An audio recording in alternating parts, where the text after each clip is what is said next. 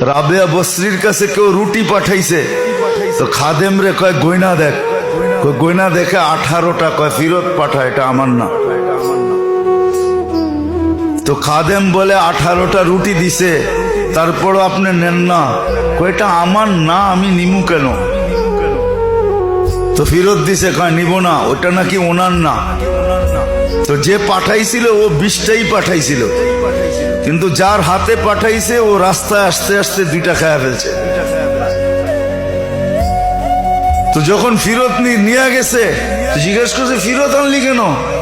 উনি প্রথমে রুটি গনছে, তারপরে ফিরত পাঠাইছে। তো মালিকও গয়না দেখে কয় কিরে 20টা দিলাম, 2টা কই? আমি তো রাস্তায় খায়া ফেলছি, এই জন্যই হয়তো রাখে না, আবার 2টা পুরা করে পাঠাইছে। এইবার গয়না দেখ, কয় 20টা। তাইলে রাখ, এটাই আমার।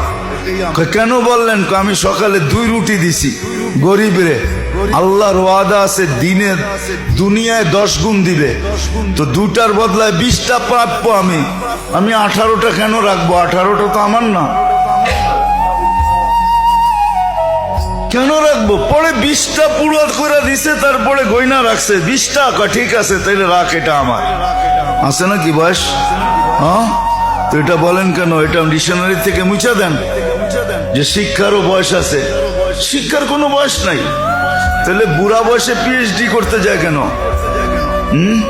কি যায় না? সরকারি ভাবে তো কত লোক যাইতেছে বুড়া বয়সে পিএইচডি করতে।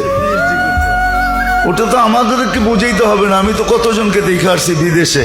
আরে এই বয়সে আপনি না পিএইচডি করতে আসছি, বয়সই রইল কি, আর আপনি পিএইচডি করে করবেনটাই কি? বয়স